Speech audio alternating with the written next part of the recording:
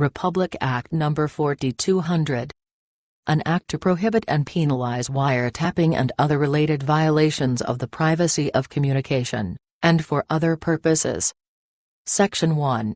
It shall be unlawful for any person, not being authorized by all the parties to any private communication or spoken word, to tap any wire or cable, or by using any other device or arrangement, to secretly overhear, intercept, or record such communication or spoken word by using a device, commonly known as a dictaphone, or dictograph, or detectaphone, or walkie-talkie, or tape recorder, or however otherwise described.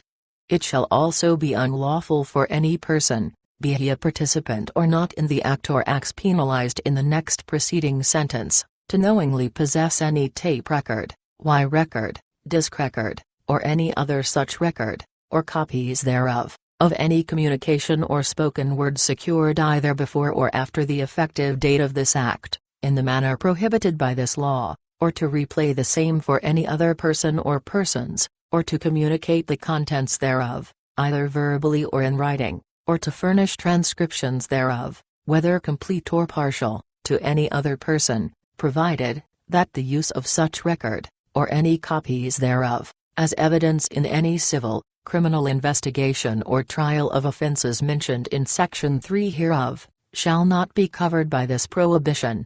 Section 2. Any person who willfully or knowingly does, or who shall aid, permit, or cause to be done any of the acts declared to be unlawful in the preceding section, or who violates the provisions of the following section, or of any order issued thereunder, or aids, permits, or causes such violation shall, upon conviction thereof, be punished by imprisonment for not less than 6 months or more than 6 years, and with the accessory penalty of perpetual absolute disqualification from public office, if the offender be a public official at the time of the commission of the offense, and, if the offender is an alien, he shall be subject to deportation proceedings. Section 3.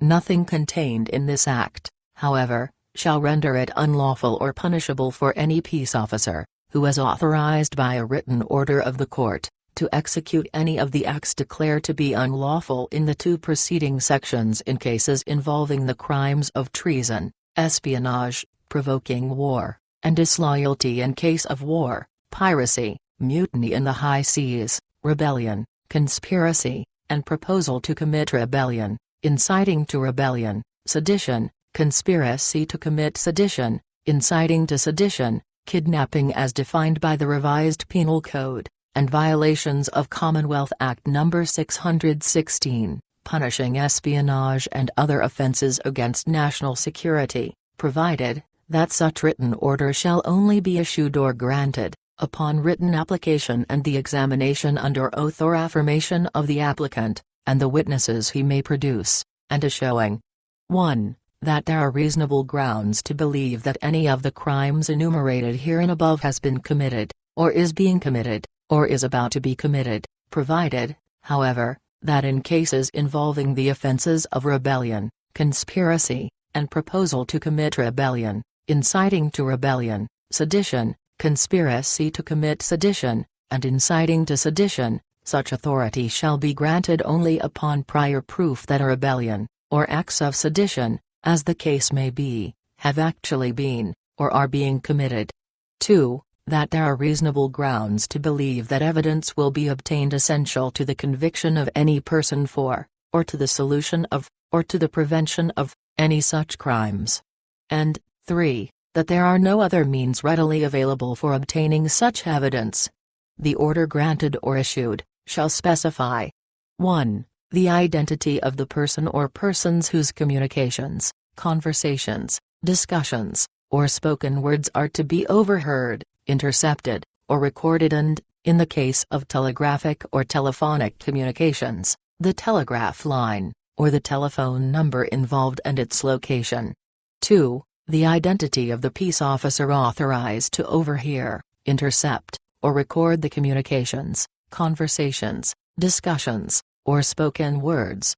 3. The offense or offenses committed, or sought to be prevented. And, 4. The period of the authorization. The authorization shall be effective for the period specified in the order, which shall not exceed 60 days from the date of issuance of the order, unless extended or renewed by the court upon being satisfied that such extension or renewal is in the public interest. All recordings made under court authorization shall, within 48 hours after the expiration of the period fixed in the order, be deposited with the court in a sealed envelope, or sealed package, and shall be accompanied by an affidavit of the peace officer granted such authority, stating the number of recordings made, the dates and times covered by each recording, the number of tapes, discs, or records included in the deposit, and certifying that no duplicates or copies of the whole, or any part thereof, have been made, or if made, that all such duplicates or copies are included in the envelope or package deposited with the court. The envelope or package so deposited shall not be opened, or the recordings replayed, or used in evidence, or their contents revealed, except upon order of the court, which shall not be granted except upon motion, with due notice and opportunity to be heard to the person or persons whose conversation or communications have been recorded. The court referred to in this section shall be understood to mean the court of first instance, within whose territorial jurisdiction the acts for which authority is applied for are to be executed. Section 4.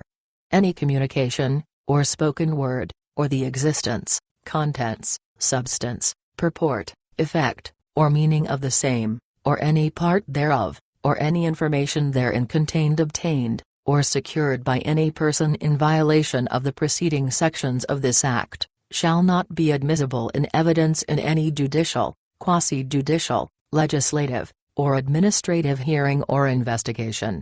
Section 5. All laws inconsistent with the provisions of this Act are hereby repealed or accordingly amended. Section 6. This Act shall take effect upon its approval. Approved, June 19, 1965. Prepared by the person, whom I will certainly stay with, even if all else may fade, Taunton of Philippiine. Thank you for listening.